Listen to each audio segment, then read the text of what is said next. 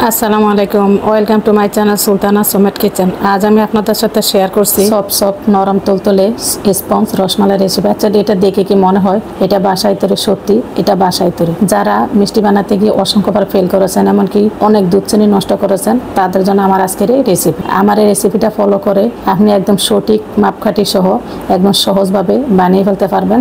একদম নরম তুলতুলে রসমালাই মিষ্টি রেসিপি। বিশ্বাস করুন, আমি যেদিন থেকে এই মিষ্টিটা বানিয়ে সাকসেস হয়েছে, তারপর থেকে আমার পরিবারের আমার এই মিষ্টিটা খেতে বেশি পছন্দ করে, বাইরে থেকে মিষ্টি খাওয়াই বন্ধ করে দিয়েছে। তাই আর দেরি না করে আমার এই রেসিপিটি ফলো করে আপনিও বানিয়ে ফেলুন স্পঞ্জ রসমালাই রেসিপি। চলুন যাওয়া যাক আমার কিচেন। পারফেক্ট রসমালাইয়ের জন্য প্রথমে আমাদের লাগবে ছানা। আমি এখানে 2 লিটার লিকুইড মিল্ক নিয়েছি, একদম ফুল ক্রিম মিল্ক নিয়েছি। আমার এই দুধটাও কিন্তু প্যাকেটের দুধ, আপনারা চাইলে গরুর দুধটা দিয়েও করতে পারেন। আমি এখানে একটা ছানা কাটার জন্য ভিনেগার সলিউশন বানিয়ে নিচ্ছি। আপনার 4 টেবিল স্পুন ভিনেগার আর 2 টেবিল স্পুন পানি মিক্স করে আমি এটা যখন এই যে আমার দুধগুলো বলকার চলে আসছে, মাত্র বলক আসা মাত্রই চুলাটা অফ করে দিয়েছি। আমি এখন একটু নেড়ে নিচ্ছি তাপমাত্রাটা একটু ডাউন হওয়ার জন্য। অবশ্যই এই কাজটা করতে হবে, তা নাহলে আমাদের ছানাগুলো শক্ত হয়ে যাবে। এখন আমি একটু তাপমাত্রাটা ডাউন করে আমি আস্তে আস্তে একদম আলতু হাতে আমি ভিনেগার সলিউশনটা অ্যাড করে দিচ্ছি। আমার প্রসেসটা অবশ্যই ফলো করবেন। একটু কিছুক্ষণ পরে আমি আবার আলতু হাতে আমি স্প্যাচুলার দিয়ে হালকা করে নেড়ে নিচ্ছি। অবশ্যই হালকা করে নেড়ে নেবেন, তা না হলে ছানাগুলা দলা বাঁধতে পারবে না, আপনার ছানাও হবে না। বেশি জোরে নাড়তে গেলে আপনার ছানাগুলা কেটে যাবে না। যখনই এরকম একটা সবুজ পানি আসা পর্যন্ত অপেক্ষা করতে হবে। যখন দেখবেন এরকম একটা সবুজ পানি আসছে, তখন মিনিমাম 2 থেকে 3 মিনিট অপেক্ষা করার পরে অবশ্যই চাকনিতে সেঁকে নেবেন। আবার বেশি দেরি করলে ছানাটা শক্ত হয়ে যাবে। আমার যে মেজারমেন্ট, অবশ্যই শক্ত হওয়ার কোনো চান্স নেই। এখন আমি একটা পাতিলের ফে চাকনি দিয়ে আমি সেঁকে নিচ্ছি, একটা সুতি কাপড় দিয়ে। অবশ্যই এরকম একটা সুতি কাপড় লাগবে, তাহলে ছানার পানিটা তাড়াতাড়ি কেটে যাবে। আমি এখন পর্যাপ্ত পানিতে ধুয়ে নিচ্ছি। আপনারা ট্যাপের নিচে অবশ্যই আলতু হাতে ধুয়ে নেবেন, তাহলে ছানাটা একদম গরম যে ইয়াটা আছে তাপমাত্রার এটা চলে গেলে আর ছানাটা শক্ত হতে পারবে না। আমি আপনাদের দেখানোর সাথে স্প্যাচুলার দিয়ে আমি গরম ভাবটা যাতে চলে যায় আমি এভাবে একটু নেড়ে নিচ্ছি। এখন আমি সুতি কাপড়টা আমি ভালোভাবে হাতে আলতু হাতে চিপে নিব। অবশ্যই এই কাজটা করতে হবে। আপনার নিচে এরকম আঙ্গুল দিয়ে প্রেস করবেন আর উপরে হাত এভাবে মুড়িয়ে মুড়িয়ে আপনার পানিটা যত তাড়াতাড়ি সম্ভব বের করে নেবেন, তা না হলে পানিটা ছানার মধ্যে অ্যাবজর্ব হয়ে গেলে ছানাটা তাড়াতাড়ি আপনার ড্রাই হবে না। আমি যত সম্ভব চেপে নিয়েছি, তবে ছানার মধ্যে চাপ দিতে যাবেন না। উপরে এক হাত নিচে এক হাত থাকবে। এখন আমি রেস্টে রেখে দিব মিনিমাম 2 ঘন্টার জন্য। আপনাদের হাতের কাছে বাড়ি যে জিনিসটা থাকবে সেটা দিয়ে আপনারা রেস্টে দিবেন, তাহলে দেখুন আমার ছানাটা একদম চ্যাপটা হয়ে গেছে। আমি একটা আর বাড়ি কিছু দিয়েছি, এই জন্য ছানাটা চ্যাপটা হয়ে গেছে। এটা পনির হিসাবে আপনারা খেতে পারেন। এখন দেখুন আমার 2 ঘন্টা পরে ছানার অবস্থা এর মানে আমি যে মেজারমেন্ট দিয়েছি আপনাদেরকে, আপনার ছানা 5 ঘন্টা রাখলেও আপনার শক্ত হবে না, এমনকি ড্রাই হয়ে যাবে না। দেখুন ছানার প্রধান লক্ষণ হচ্ছে যখন আপনি এভাবে মুথে নেবেন, তখন দেখবেন আপনার হাতে ক্রিম লাগবে না, আপনার প্লেটে লাগবে না। দেখুন আমার হাতটা কত ক্লিন, তখনই বুঝতে পারবেন আপনার ছানা পারফেক্ট হয়েছে। যদি মনে করবেন যে আপনার হাতে ক্রিম হয়ে গেছে, এমনকি প্লেট ভরে গেছে, তখনই বুঝবেন যে আপনার ছানা দিয়ে মিষ্টি হবে না। আমি যে টেকনিকে মেখে নিয়েছি সেই টেকনিকে অবশ্যই ছানাগুলো মেখে নেবেন। আবার বেশি জোরে জোরে মেখে নিলে আপনার ছানাটা ক্রিম ছেড়ে দিবে। এভাবে আমি 5 থেকে 6 মিনিট এভাবে মুতে নিয়েছি। দেখুন আমার ছানাটা কত সফট একটা ডো হয়েছে।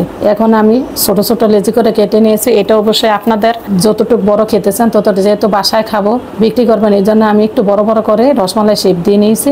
আপনারা চাইলে আরো ছোট করে নিতে পারেন। আমার 21 পিস হয়েছে, আপনাদের 30 থেকে 40 পিস হতে পারে। আপনাদের জন্য সবচেয়ে বড় টিপস, এভাবে একটু হাতে ভালোভাবে একটু করে আপনারা রুটি বানানোর যেই ফিরাটা আছে সেই ফিরাটার মধ্যে আপনারা শেপ দিয়ে নেবেন।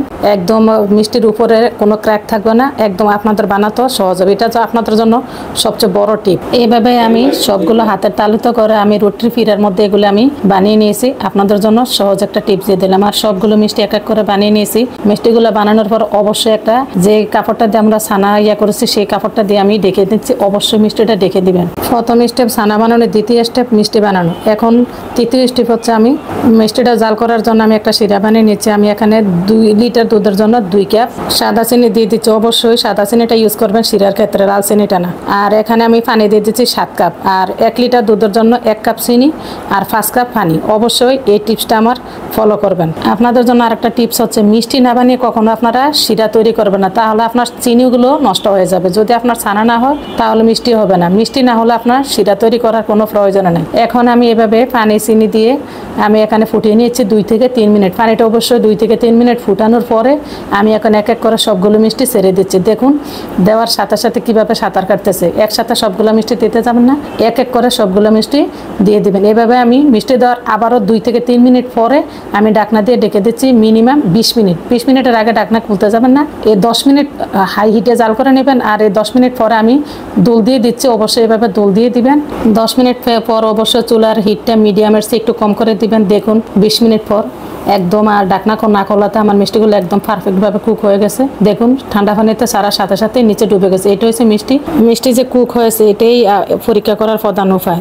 এখন ঠান্ডা হওয়ার পর একদম কমপ্লিটলি ঠান্ডা হওয়ার পর দেখুন আমার মিষ্টিগুলো একই শিরার মধ্যে কিভাবে রস খেয়ে টইটুম্বুর হয়ে আছে। দেখুন আপনার চেপে নিলেও যে শেপ আছে সেই শেপেই চলে যাবে। এটা হচ্ছে স্পঞ্জ মিষ্টি। এটাই মিষ্টি হওয়ার প্রধান উপায়। আপনার দোকান থেকেও আপনার এভাবে বানালে বাসায় তৈরি মিষ্টিগুলো সবচেয়ে বেটার। দেখুন এইভাবে সবগুলা মিষ্টি আমি চাকরির মধ্যে সেঁকে নিয়েছি। অবশ্যই পানিটা জড়িয়ে নিয়ে তারপর আপনারা দেখুন আমার মিষ্টির যে শিরাটা, একটা শিরা দিয়ে দেখুন কত স্বচ্ছ শিরা।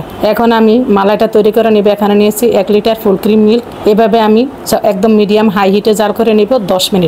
আপনারা লো হিটে কখনো জাল করবেন না, মিডিয়াম হাই হিটে দুধটা যতক্ষণ পর্যন্ত মিনিমাম 700 থেকে 800 গ্রাম হবে, মানে 2 থেকে 300 গ্রাম কমাবেন। যেহেতু আমরা এখানে গুঁড়ো দুধ অ্যাড করবো, বেশি কমানোর প্রয়োজন নাই। বেশি কমিয়ে ফেললে কি হবে, আপনার মিষ্টিগুলো শিরা টানতে পারবে না, শিরা শুকিয়ে যাবে। এখন আমি চুলাটা একটু লো হিটে দিয়ে আমি চিনিগুলো অ্যাড করে দিচ্ছি। এখানে 1/3 কাপ সাদা চিনি আর 2 টেবিল স্পুন গুঁড়ো দুধ দিয়ে আমি দুধের মধ্যে আমি মিক্স করে নিচ্ছি। পানি দিতে যাবেন না। জাল করার আগে একটু দুধ রেখে দিবেন, ওই দুধটার মধ্যে আপনি গুঁড়া দুধটা মিশিয়ে নেবেন। এখন দিয়ে দিচ্ছি আমি 2টা এলাচ, ভিতরের অংশটা একদম বিচিগুলা গুঁড়া করে দিয়েছি। আপনারা চাইলে আস্ত এলাচও দিতে পারেন। এখন আমি ভালোভাবে সবগুলো উপকরণ মিক্স করে বলক আসা পর্যন্ত অপেক্ষা করব। বলক চলে আসছে। এখন আমি মিষ্টিগুলো আলতু হাতে ছেড়ে দিব। ছেড়ে দিয়ে আমি একদম পুরোপুরি কমপ্লিটলি যখন আমার বলক চলে আসবে তখন আমি 1 থেকে 2 মিনিট জাল করার সাথে সাথে আমি চুলাটা অফ করে দিয়েছি। অবশ্যই টিপসটা ফলো করবেন। একদম পুরোপুরি বলক চলে আসছে, আমার আর জাল করতে হবে না যেহেতু মিষ্টিগুলো জাল করা। আমি চুলাটা অফ করে দিয়ে সেম প্যানে আমি রেখে দিয়েছি 4 থেকে 5 ঘন্টা। আর 4 থেকে 5 ঘন্টা পর আমি ফ্রিজে রেখে দিয়েছি, নর্মাল ফ্রিজে। এবার এরকম একটা ট্রান্সপারেন্ট বক্সে ঢাকনাযুক্ত। 4 থেকে 5 ঘন্টা আমি এখন একটা মাটির পাত্রে আমি সার্ভ করে দেখিয়ে দিচ্ছি। আমার মিষ্টিগুলো একদম ফুলে ডাবল হয়ে গেছে, রসে টইটুম্বুর হয়ে গেছে। দেখুন একদম মালাইগুলো পারফেক্ট আছে, একদম শুকিয়ে যায় না, দেখতেই তো পাচ্ছেন। আমি মালাইগুলো উপরে দিয়ে দিচ্ছি। তৈরি হয়ে গেল আমার সফট স্পঞ্জ রসে টইটুম্বুর রসমালাই রেসিপি। আমার এই রেসিপিটা কেমন হয়েছে অবশ্যই কমেন্ট করে জানাবেন। আর ভালো লাগলে অবশ্যই বাসায় একবার হলো ট্রাই করবেন। বেশি ভালো লাগলে অবশ্যই লাইক কমেন্ট শেয়ার করে দিবেন। আপনাদের জন্য আমার আজকের বড় টিপস হচ্ছে যে আপনারা যে কোনো রেসিপি তৈরি করলে রেসিপিটা বারবার না টেনে একদম ফার্স্ট টু লাস্ট পর্যন্ত দেখবেন, বুঝবেন, তারপর আপনারা রেসিপিটা তৈরি করতে যান। এখন আমি মিষ্টিটা কেটে দেখিয়ে দিচ্ছি। মিষ্টিগুলো একদম কাছে থেকে দেখিয়ে দিচ্ছি কতটা পারফেক্ট হয়েছে, এমনকি ভিতরে জালিদার হয়েছে। এরকম নতুন নতুন রেসিপি পেতে আমার চ্যানেলটি অবশ্যই সাবস্ক্রাইব করে ফলো দিয়ে সাথেই থাকবেন। এমনকি আত্মীয় স্বজন বন্ধু বান্ধব সবার মধ্যে শেয়ার করে দিবেন। আমার ফেসবুক পেজটি অবশ্যই ফলো করবেন। দেখুন ভিতরটা কত জালি হয়েছে, এটা মিথ্যা গল্প নয়। দেখুন একদম সফট হয়েছে, একদম রসে টইটুম্বুর। আবার দেখা হবে নতুন রেসিপিতে। আল্লাহ হাফেজ।